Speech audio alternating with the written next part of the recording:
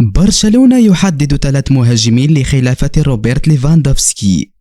مورينيو ينافس ثنائي البريمير ليج على ضم مهاجم برشلونة.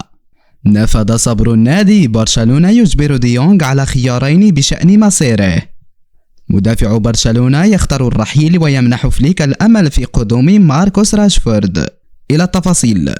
حددت إدارة برشلونة 3 مهاجمين لخلافة المهاجم البولندي المخضرم روبرت ليفاندوفسكي، والذي يوشك على نهاية مسيرته مع النادي الكتالوني حسب تقارير صادرة اليوم، منذ انتقاله إلى البارسا صيف 2022 من بايرن ميونخ.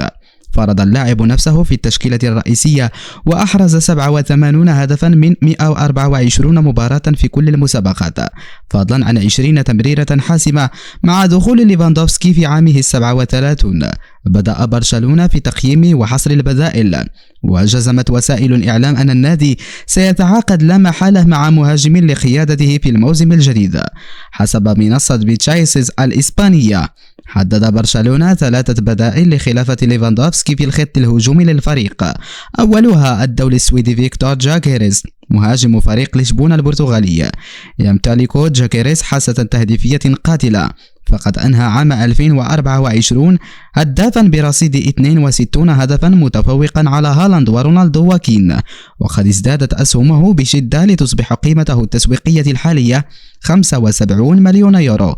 يتضمن عقد جاكيريس مع لشبونة بندا جزائيا يقترب من 100 مليون يورو.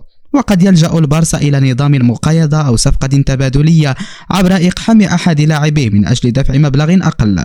في الموسم الحالي أحرز فيكتور جاكيريس 34 هدفا من 32 مباراة مع لشبونة في كل المسابقات، منها 6 أهداف في دوري أبطال أوروبا. الاسم الثاني في القائمة هو السويدي الآخر ألكسندر إيزاك مهاجم نيوكاسل يونايتد، والذي يحتل الترتيب الثالث في لائحة هداف الدوري الإنجليزي هذا الموسم وبرصيد 17 هدفا خلف صلاح وهالاند. الدولي السلوفيني الشاب بنيامين سيسكو هو الاسم الآخر في هذه القائمة، ورغم أنه لم يصل بعد إلى الفئة النخبوية بين مهاجمي أوروبا، فإن واعد ريد بول لايبزيغ الألماني يتسم بهامش تطور كبير.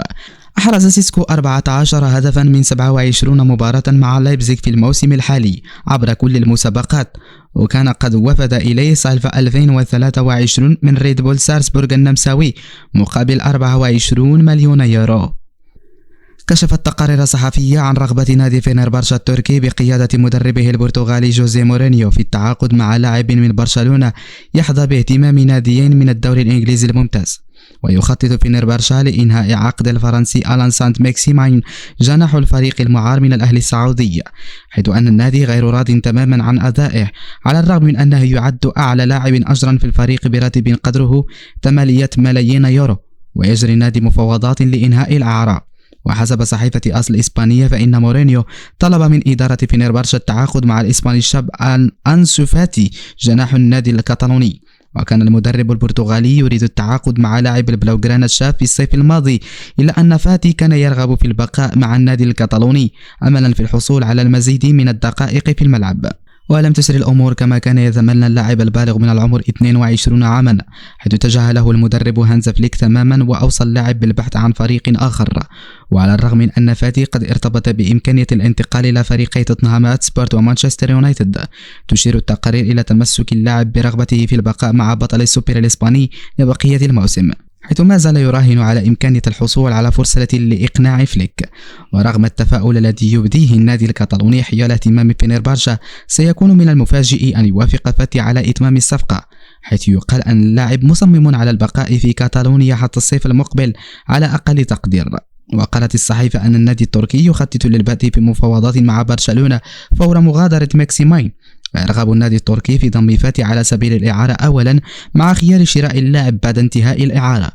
يذكر أن فاتي لم يشارك هذا الموسم سوى في 8 مباريات فقط مع البلوغرانا في مختلف المسابقات، بإجمالي دقائق بلغت 186 دقيقة فقط، ولم يسجل أو يصنع أي هدف.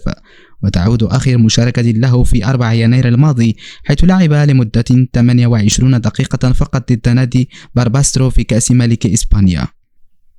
استبعد مسؤول برشلونة إمكانية توقيع نجم الفريق فرانكي دي يونغ على عقد جديد خلال الفترة الحالية، وتمكن البارسا من تجديد عقد بعض لاعبي الفريق خلال الأيام الماضية، لكن المفاوضات مع دي يونغ متوقفة حاليا.